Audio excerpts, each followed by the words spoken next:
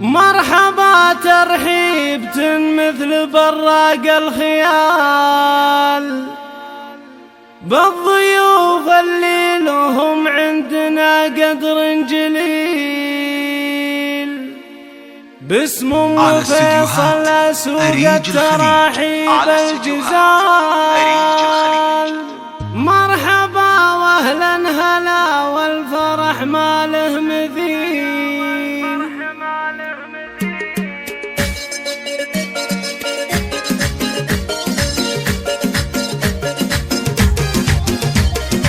مرحبا ترحيبة مثل براق الخيال بالضيوف اللي لهم عندنا قدر جليل، اسمه فيصل اسوق التراحيب الجزال. مرحبا واهلا هلا والفرح ما له مثيل. اقبلي يا شيخة الغيد يا بنت الرجال، اقبلي يا الاميرة على الطرق الجزيل، وارحبي يا ام فيصل يا غوغوال، زينك اللي لا حضر ولع وشب الفتيل. شيخة من روس قوم كريمين السبال، مزبن الجاني وسمو عماعين الدخيل. طيب ام فيصل ولا الكرم مضرب مثال، واشهد مكفها بالعطا مثل المخيل. درة بالزين والحسن واوصاف الجمال، والذرابة والوقارة مع الطبع الاصيل. بنت الكاسب فيها الحلا واحلى الخصال، الوسامة غير والزين ما في له عديل. والف مبروك يا بندر عسى سنين الطوال، يسعدك ربي ويهنيك يا الحر النبيل. يا عريب الجد ومع الربع ما مو خوال، وارث للطيب والجود والعلم الجزيل. اشهد انك يا بندر كفو يا درب الفعال، واشهد انك كفو كفو ووقفاتك دليل. جدك يا بندر هو من قروم الرجال، شيخ جاه وشيخ عز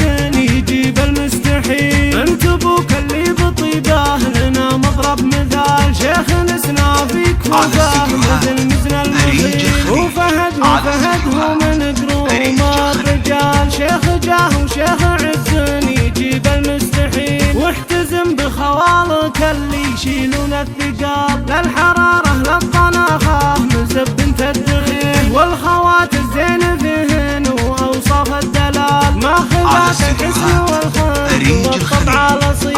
والختامه لانها لا عد برق الخيال، بالضيوف اللي لهم عندنا قدر جليل. والختامه لانها لا عد